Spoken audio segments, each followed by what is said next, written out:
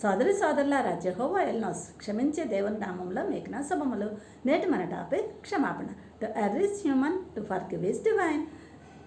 తప్పు చేయడం మానవ సహజం, క్షమించడం దేవుని స్వభావం.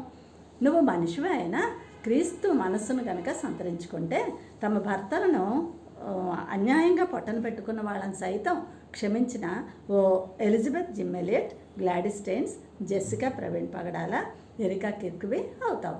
ఆదికాండం 45వ అధ్యాయంలోని ఓ ఈజిప్ట్ ప్రభువును కలిసొద్దాం రండి.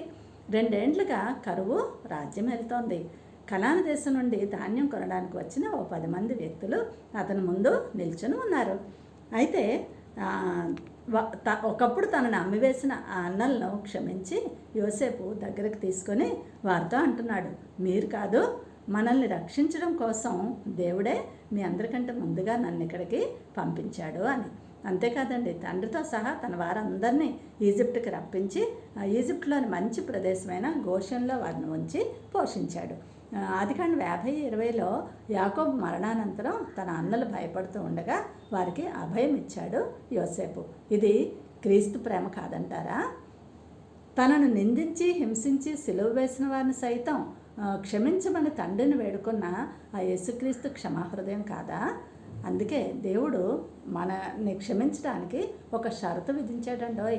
అదేంటి అని అంటే, 1 యోహాను పత్రిక 1:9లో వలె మనం మన పాపంలో ఒప్పుకుంటే సరిపోదు. మత్తయి సువార్త 6:14లో వలె ఇతరుల అపరాధములను మనం క్షమిస్తే కనుక మన పరమ తండ్రి మన అపరాధములను క్షమిస్తాడు. చూసారా?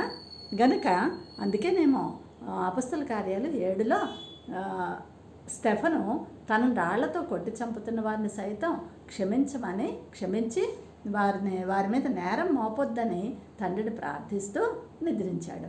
అపొస్తలుడైన పౌలు కూడా ఎఫెసీ 4:32, కొలస్సీ 3:13లో కూడా మనల్ని ఇలా హెచ్చరిస్తున్నాడు. ఏమనంటే, ప్రభు మిమ్మల్ని క్షమించినలాగున మీరును ఒకరినొకరు క్షమించండి అని. చూసారండి? మరైతే మనం ఇతరులను ఎన్నిసార్లు క్షమించాలి అని అంటే, మత్తయి సువార్త 18:22లో పేతురుతో చెప్పిన దేవుడే మనతో కూడా చెప్తున్నాడు. ఏమనంటే 70x7 సార్లు క్షమించాలి అని. నేస్తమా, మనస్తత్వ శాస్త్రం అంటోంది క్షమించకపోవడం అనేది మనల్ని మనమే జైల్లో ఉంచుకున్నట్లు అని. మీకు తెలుసా? అందుకే అందరినీ క్షమించండి, తక్షణం జైలు తలుపులు తెరుచుకుంటాయి. నేటి ప్రశ్న, యోసేపుని అన్నలు ఎవరికి ఎంతకు అమ్మివేశారు? Thank you. God bless you all.